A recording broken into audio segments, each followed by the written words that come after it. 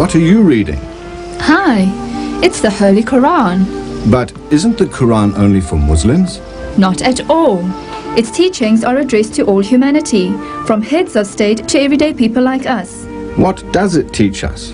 It's a book of life for life. No thinking person should pass through life without it. Where can I get a copy? From the IPCI, 124 Queen Street, Durban.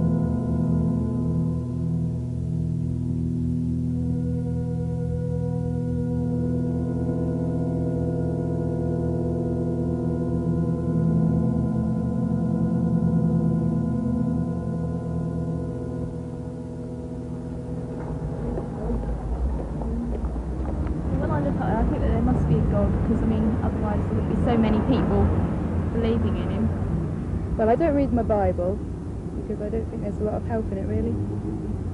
And I don't go to church unless I feel sad, in which case I do. God's with us everywhere.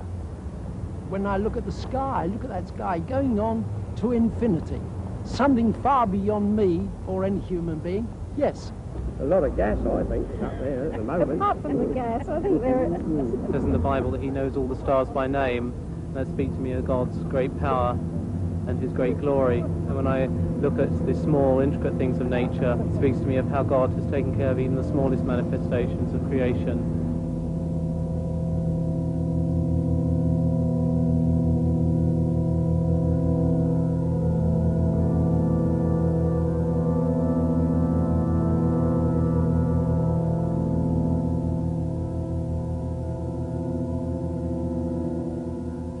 Good evening.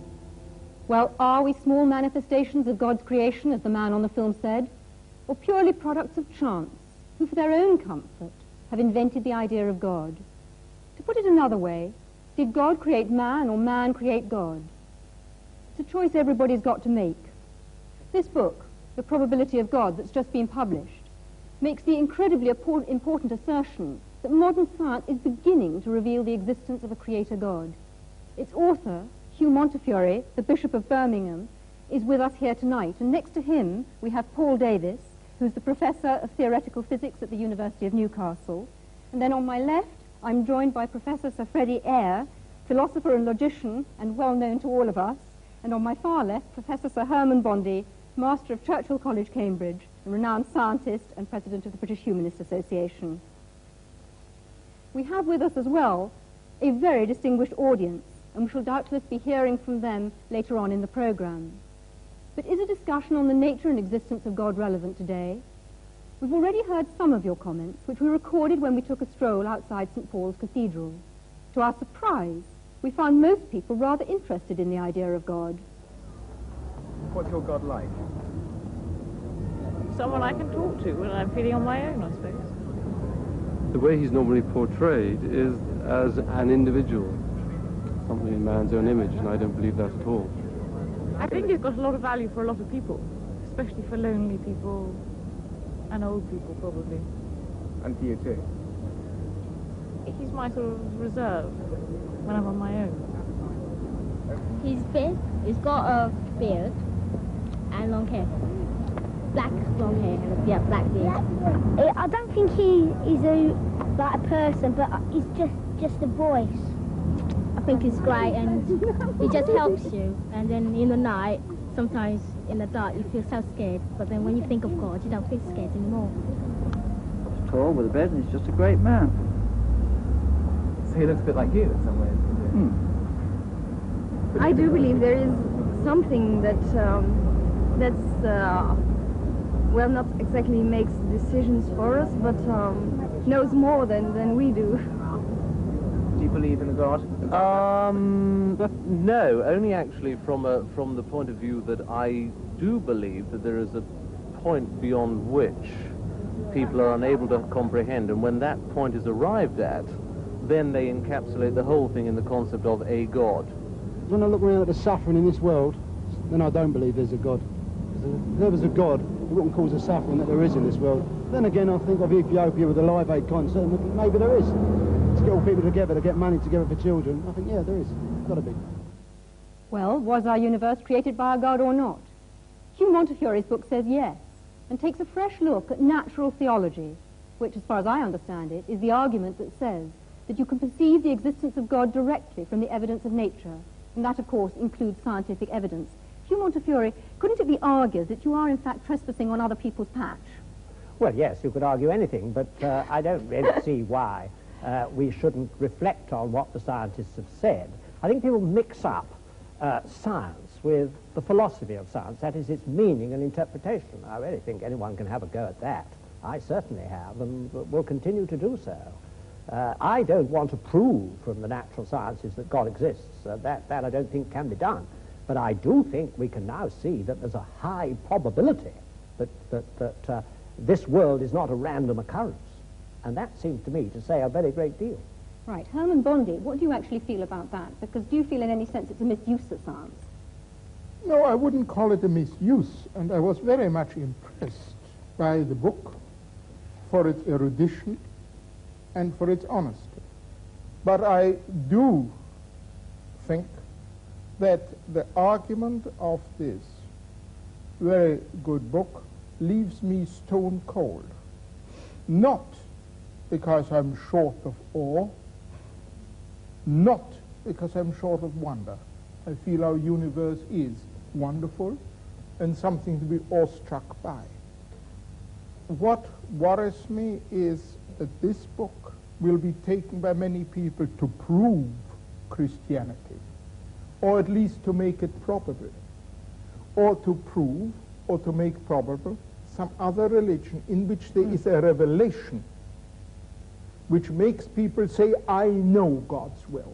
And that, to me, is a great source of evil. No, well, I must come back here and say that all that you can do from natural theology is show the hunger in men and women's hearts for God's personal self-disclosure, which I believe that he has given us. And although terrible things have been done in the name of religion, I will agree with you, I also think that the most wonderful things have been done, and I'm always interested that people like you only mention the terrible things. Not only. Right. Earlier on, Paul Davis, I described you as Hugh Montefiore's scientific champion, and presumably you've got a considerable amount of sympathy with Hugh. Would you like to explain that a bit further?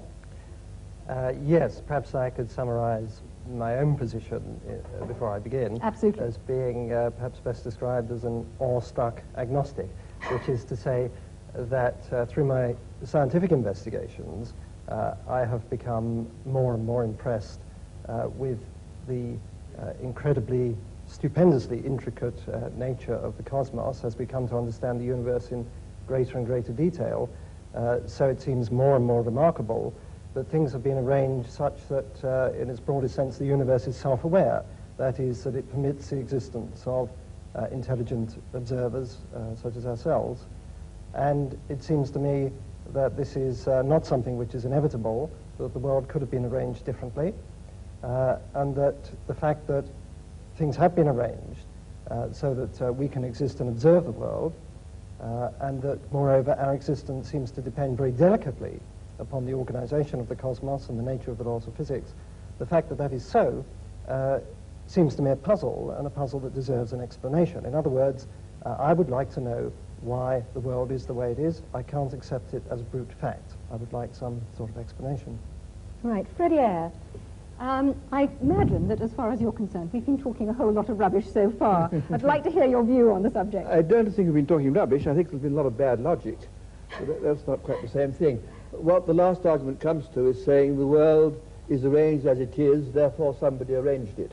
Now, this is a very poor argument because it could apply to however the world was arranged. I mean, all that you have said, and all that I'm afraid the Bishop has said in the book, which I also admired very much. I thought it was a very honest book and a very erudite book, I'm ready to say so. Nevertheless, all he was saying was, there are these causes, there are these effects, and had the causes been different, the effects would have been different. Nobody's going to dispute this. What is totally lacking is any justification for the assumption that the world as it is was designed, and had the world been different, it would not have been designed.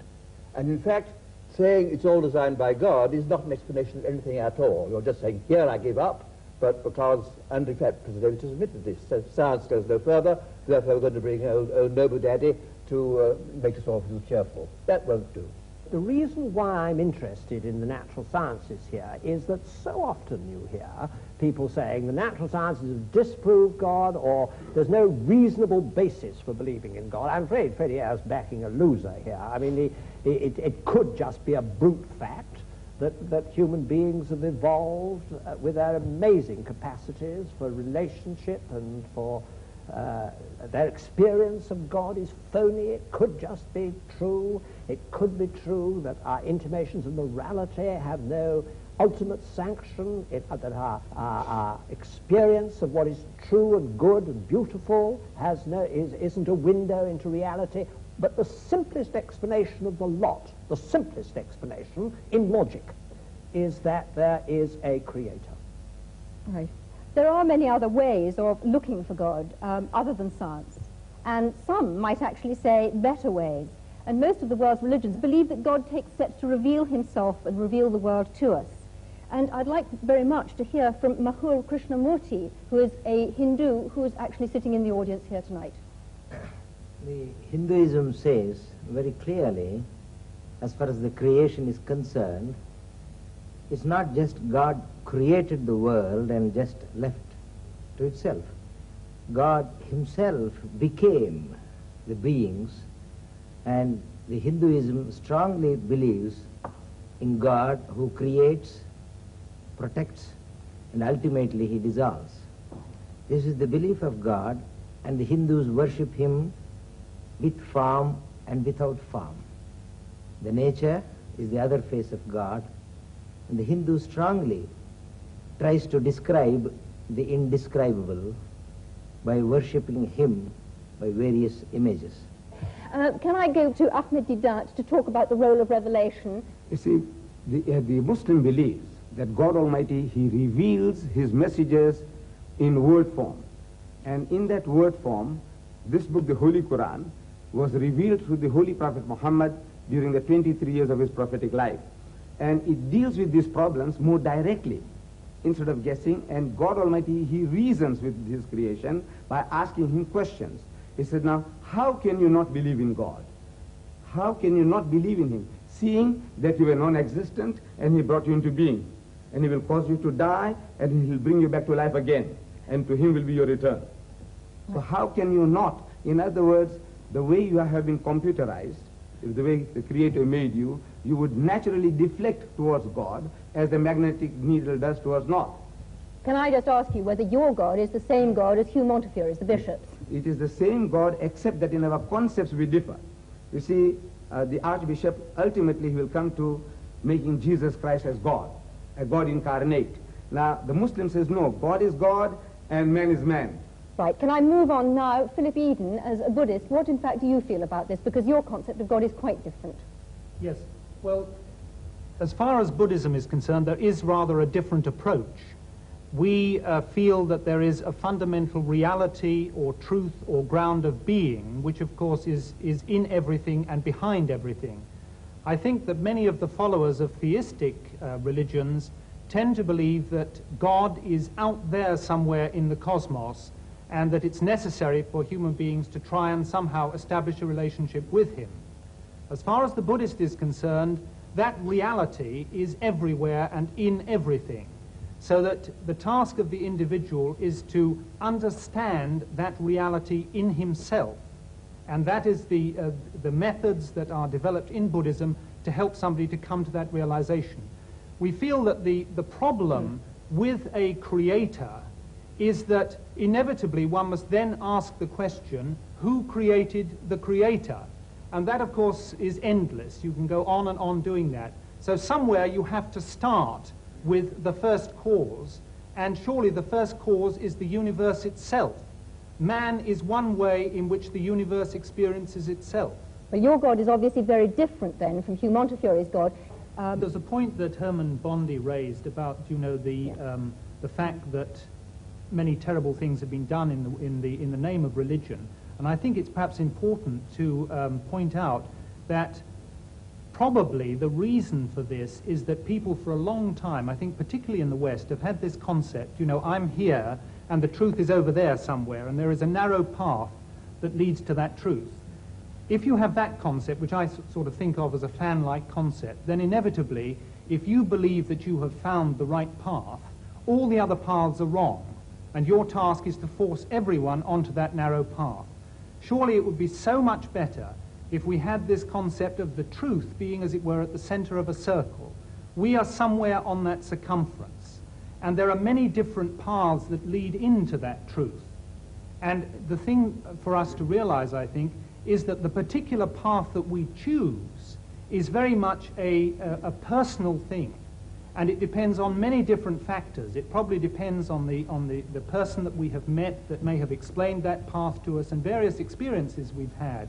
If only we realize, all right, this path for me is the right one at this particular time, but that does not invalidate the other paths. But are you saying, therefore, that there's only one truth, that we only have one truth that we can actually listen to and experience? There can only be one truth with a capital T, one reality. And I think the point is that all the great religions have been trying inadequately in their own way to point man towards that truth. But for heaven's sake, don't let's have this idea that there is only this one wretched, narrow path and that all the others are wrong. All right, can I move the discussion on and say that we've dealt to some extent with revelation, but other people who are believers, and Hugh Montefiore has, if you like, supporters who don't only argue from design, would say that it's much more about experience and not about either design or revelation at all. I hope he wouldn't. And the experience, no, not Hugh Montefiore, other people would. And the experience is God showing himself to us or us feeling him. And Eric Dell, you're an evangelist in the Church of England. Would you argue with that? I think I would a bit, yes. Because I do believe that you cannot prove God scientifically. Science can only deal with the material of this current universe.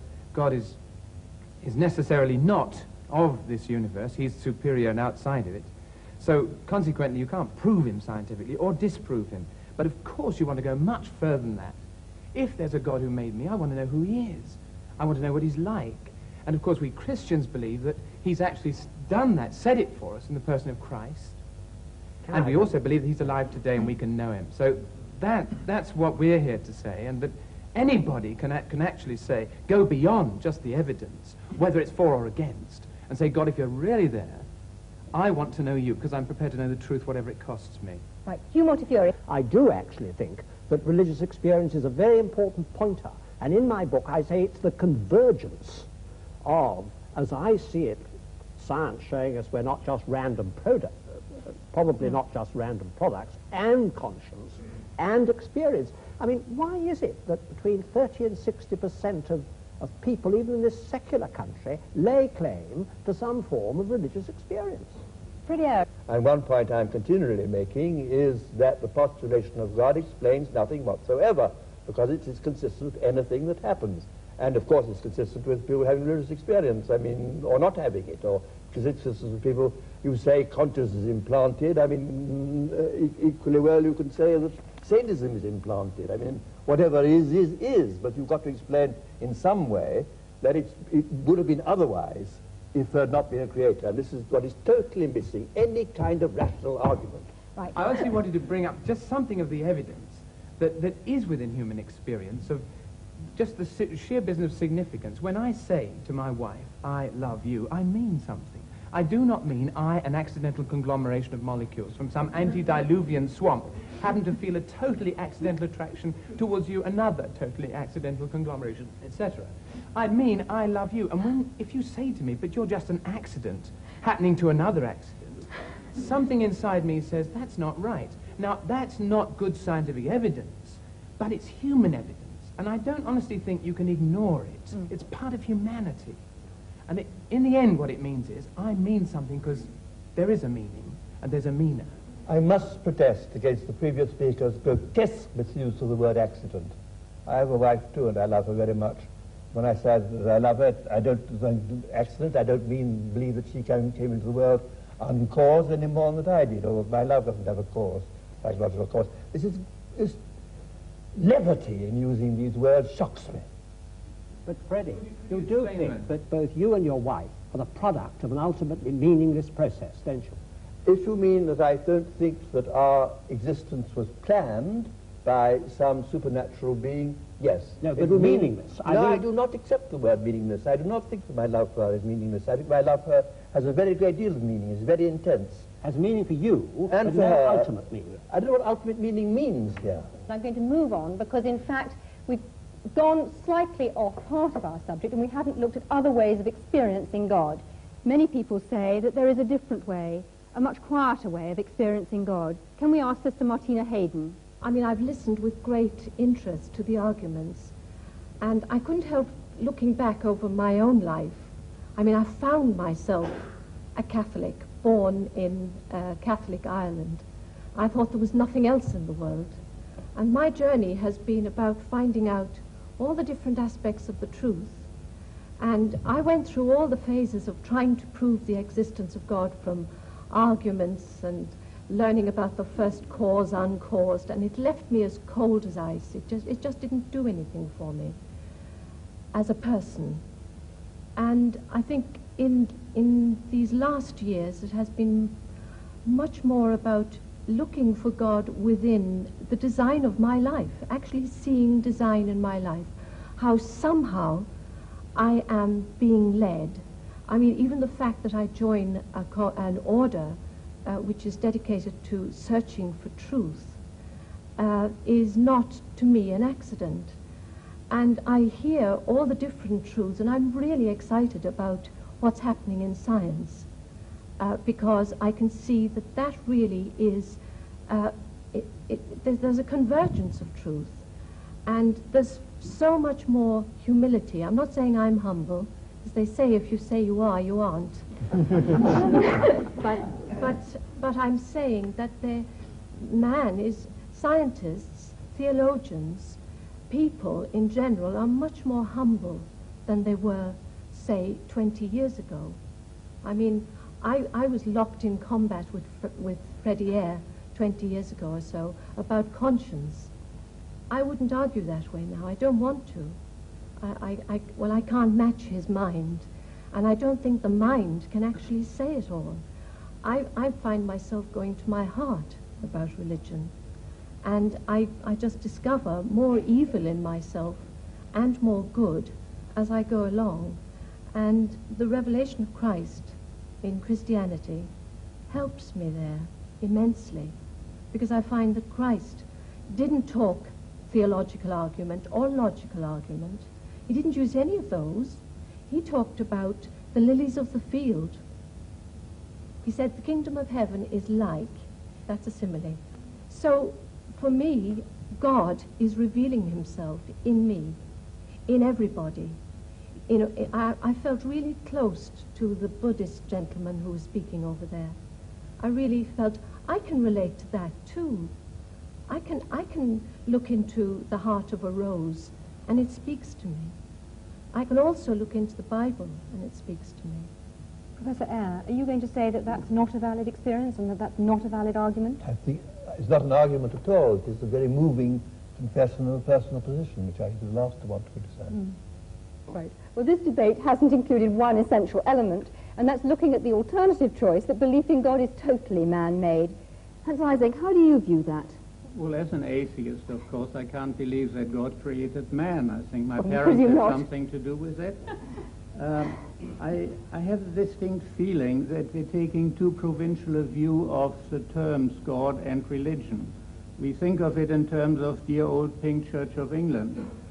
But of course that is only one very small aspect of religion. Both Torquemada and St. Francis of Assisi were religious and had an image of God, but they were very different images of God, one from the other. The Ayatollah Khomeini and Bishop Montefiore, I'm sure, have quite different gods in mind when they think about religion. Even the Jehovah of the Old Testament is very different to the kind of God that the bishop is talking about. So I think it's very important to realize that if man creates God in his image, as I'm sure he does, he has many different needs and consequently creates many different types of God. Can you define that a bit more closely? What are you actually saying? I mean, I can see Hugh Montefiore blenching, but can you actually simplify that a little for our audience? Well, if your personality is warlike, wants to proselytize, is aggressive and so on, then you go for the kind of God that the Quran portrays, which wants to proselytize the world and is warlike and so on. If you are peace-loving, you want to have an assurance of a future life and so on and happiness, then perhaps you adopt the kind of God portrayed by the Ahmed Church of Deedat, England. would you agree with that? I don't, ma'am. You see, I don't think that our brother has read the Quran. You see, there are 99 attributes of God, and out of that, this one that you are talking about is non-existent in this book. Can I ask you a question? Are you saying then that the Muslim God is actually a peace-loving God who wants peace in the world? Yes, yes. And he tells us that if somebody wars against you, you have a right to fight back, unlike turning the other cheek. What about the concept of the holy war, the jihad? Yes, that is a struggle for righteousness. For example, Britain, when she was under attack by Hitler, what you did was jihad. And we take our hat to you, to Winston Churchill, for, putting the spirit into your people. Now that is what is a defensive war. And you had to retaliate. Because if you didn't, if you just sat back, keeping Hitler at bay, it wouldn't have served the purpose. You have to attack. And in the state of nature, everyone has a right to do that. So Islam allows us to defend ourselves and to extend our hostilities to a reasonable amount of satisfaction and retaliation. All right, can I come back to Hans Eysenck, and perhaps you'd like to develop it a little further, because we've actually heard an exchange between the two of you, but would you like to come out on a little bit further about perhaps other religions and not only about Islam? Well, it's not so much a particular religion, because within each religion you have all sorts of different gods. As I was trying to say, that of Torquemada and that of Francis of Assisi are all Christian gods. They're entirely different. So man creates God in his own image, even within a given religion, and certainly between different religions. The God he needs will be a different God according to his own personal requirements and to the kind of society in which he lives. Our society is different to that of the time of the Crusades, and consequently we need a different kind of God. Can I ask you then about the role of conscience, and where does conscience come from? Well, psychological experiments on conscience have shown pretty conclusively that you can manipulate it and create it through a process of social learning, Pavlovian conditioning, and so on. It is something that is acquired through social influences, although there is also a strong genetic factor in it. In other words, altruism, the tendency to do good to others. is certainly, to some extent at least, genetically controlled, in the sense that if you look at identical and fraternal twins, there's a much higher correlation within the identical than within the fraternal groups. And the same is true of religion. I think that's a very important point, Professor that religious beliefs are in fact genetically controlled. Professor Eyre, where do you think conscience comes from? I entirely agree with the last speaker. I have no quarrel with that at all. Anybody in the general audience? Yes, in the front row. I'd like to throw out a definition that might be helpful to some people of the difference between religion and Christianity, because there's a distinct difference. Religion is largely man, by his own efforts, some of which have been demonstrated tonight, in terms of mental gymnastics, trying to get to God and looking at the most powerful thing, like the sun, and bowing to that. Christianity is God coming for man. And I was interested in Herman Bondi's remark that he's an anti-revelationist. If there's a God at all, there's no way we can know anything about him by guesswork, only that he should reveal himself to us, which he did in the person of Jesus Christ and became human but evidence. where does conscience come from? Conscience is given to us by God, and we are in the process of numbing it and pushing it down to suit our own purposes and interests, which is called selfishness. Other people in the audience, where does where does the conscience, where's the idea of conscience come from? Yes. I would say the conscience comes from the human soul. It's the human soul speaking out and crying out for release. Okay, it's not just fear. Do you not think that it's an animal fear, a fear of being found out? Yes, Daniel Rubinstein. I think it's a sort of fear of alienation, really, being cut off from the rest of the community. And I think perhaps that, for instance, that Live Aid event demonstrated a huge sense of community. Everybody wanting to join yes, in. Herman Bondi, would you share that? Well, I certainly feel that we are basically herd animals, and that all herd animals must have feelings like conscience. Hugh Montfort, what do you feel? Well, I don't think conscience is to be equated with either wish fulfillment or going with the herd, because my conscience often forces me to stand out from the herd. I think it is the God-given means by which I have to act responsibly. And I think that is how it's evolved is something for the I don't understand it in animals. I look to the scientist, I look to the psychiatrist to see how it functions with the ego and the superego. I'm not talking about that. I'm talking about what it actually is. I think it's the God-given faculty by which we can behave responsibly, and it's not to be equated with things like utility or welfare or wish fulfillment or anything like that. I must protest against this assumption certain faculties are God-given as opposed to others. I disagreed, for example, with you, Nishan, when he talked about love. Indeed, I mean, love is a human emotion, but there's no particular reason to single that out as pointing to the existence of a supernatural being any more than the other human emotion. I mean, all human emotions are to be accounted for in the same sort of terms, in the kind of terms Professor Ising or one of his colleagues would account for them. And just to single out love,